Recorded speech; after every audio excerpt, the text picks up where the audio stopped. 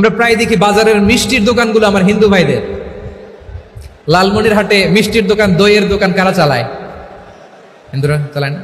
তারপরে যে বারবার সব চুল কাটে যে নাপিত, অধিকাংশ নাপিতের দোকানে কারা? আমার হিন্দু ভাইরা।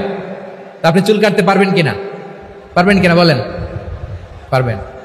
তার দোকান থেকে দই মিষ্টি কিনতে পারবেন কিনা?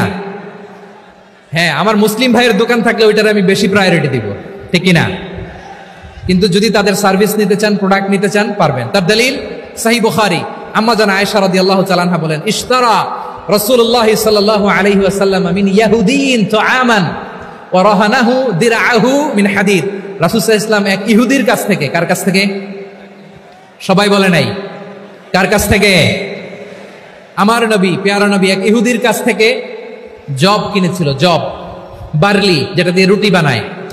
ওই জবের দাম দেওয়ার টাকা পয়সা নবীর কাছে ছিল না, ফলে নবী ওনার একটা পোশাককে মর্গেজ রেখেছিলেন, মর্গেজ, বন্ধক, যে এখন এটার দাম দিতে পারবো না, কয়েক কেজি বার্লি নিয়ে যাই আর বন্ধক হিসেবে আমার জামাটা রেখে গেলাম, যেদিন দাম দিব ওই দিন জামাটা ছুটাই নিয়ে যাব। সুবহানাল্লাহ পড়বেন না?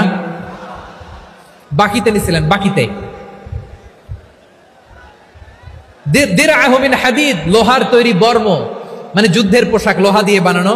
বিশ্বনবী বললেন, কয়েক কেজি জব দাও, টাকাটা পরে দিব, এখন টাকা নাই, বন্ধক হিসেবে, মর্গেজ হিসেবে আমার জামা রেখে গেলাম, যখন টাকা দিব জামা ছুটাই নিব। আওয়াজ করে বলতে হবে সুবহানাল্লাহ। এ থেকে বোঝা গেল অমুসলিমদের সাথে ফিনান্সিয়াল ডিলিং করা যায়, অর্থনৈতিক লেনদেন করা যায়, কেনাবেচা করা যায়, প্রোডাক্ট কেনা যায়। এমনকি আমাদের মসজিদে নববীতে বারান্দায় আপনারা একটা অটোমেটিক ফ্লাইং আমব্রেলা দেখছেন? সূর্য যখন বাড়ে মসজিদে নববীর বারান্দায়, ইয়ার্ডের মধ্যে অটোমেটিক্যালি কিছু আমব্রেলা আছে, শাঁ করে খুলে যায়, আর সূর্যের তাপ লাগে না। আবার সন্ধ্যাবেলায় এই আমব্রেলা গুলো ওরা ক্লোজ করে ফেলে, দেখেন নাই না? দেখছেন? এই মসজিদে নববীকে সর্বোচ্চ উন্নত মানের কনস্ট্রাকশন ইনফ্রাস্ট্রাকচারে ডেভেলপ করার জন্য কর্তৃপক্ষ কিছু অমুসলিম ইঞ্জিনিয়ারের, ডিজাইনারের সহায়তা নিয়েছিল। সুবহানাল্লাহ বলেন। কোন দলিলের ভিত্তিতে? এই দলিলের ভিত্তিতে যে বিষ্ণু ইসা ইসলাম অমুসলিমদের সাথেও লেনদেন করেছেন। আওয়াজ করে বলতে হবে আল্লাহু আকবার।